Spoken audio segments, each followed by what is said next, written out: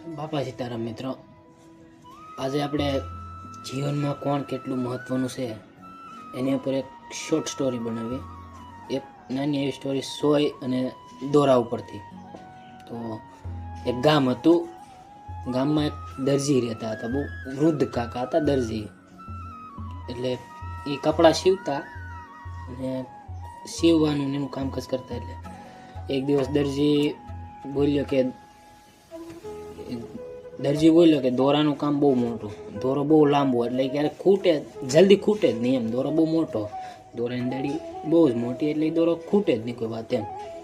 એ વાતનો દોરાને ઘમંડ આવી ગયો કે હું તો બહુ મોટો, ક્યારેય ખૂટું જ નહીં, ક્યારેય પૂરો જ ન થાવ. એટલે દોરાએ સોયને કીધું કે ઘમંડમાં મારા વગર તારું કંઈ કામ થાય જ નહીં, મારા વગર તું ખોટી, તું હાવ નાની એવી, તારાથી મારે જેવું થાય જ નહીં એમ. એટલે સોય કઈ બોલી નહીં, ચૂપચાપ રહે ને નાની એવી સ્માઈલ આપી, વાંધો નહીં. પછી થોડાક દિવસો ગયા. પછી એક દિવસ દરજી પાછા સીવવા બેઠા એટલે એના હાથમાં સોય પડી ગઈ. દરજીના હાથમાં સોય પડી ગઈ એટલે દરજી વૃદ્ધ, એટલે ગોતવામાં થોડી વાર લાગી, પણ તોય ગોતવા ગયા. ઘણી ગોતી પણ મળી નહીં.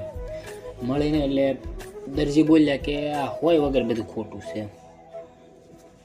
થોડાક ગુસ્સેથી બોલ્યા હોય વગર બધું ખોટું છે. તો દોરો બોલ્યો હું શું ને, મને લઈ લો ને, હોય ન હોય તો શું થઈ ગયું એમ. દરજી બોલ્યો તું તો ખાલી હોયની પાછળ હાલે છે, રસ્તો બતાવવાનું કામ તો હોયનું છે, તું તો ખાલી પાછળ હાલ્યો જ જશો, હોય વગર તારું કે મારું કંઈ કામ નહીં. દરજી કીધું દોરા તું તો ખાલી પાછળ હાલીને સાથ આપવાનું કામ કરે છે, બાકી ખરેખર આગળ હાલીને રસ્તો દેખાડવાનું કામ તો સોય જ કરે છે. એટલે દોરાની વાત સમજાણીને દોરો શાંત થયો ને પછી દોરાને સમજાણું કે નહીં, ખરેખર તો કામ કોઈનું છે. મોરલ ઓફ ધ સ્ટોરી, આ સ્ટોરીમાં કહેવા શું માંગે છે કે જીવનમાં ઘણા બધા એવા માણસો હોય જે નાના હોય, હાવ નિષ્લાગતના હોય, પણ ખરેખર છે ને જિંદગીમાં મોટા માણસ કરતાં વધારે સારું કામ કરીને જાય છે. જેમ કે પોતાની અંદર જગ્યા કરીને, હોયની જેમ જે સોયને દોરો નાખે એ રીતે પોતાની અંદર જગ્યા કરીને આપણને સાથે રાખીને હાલે.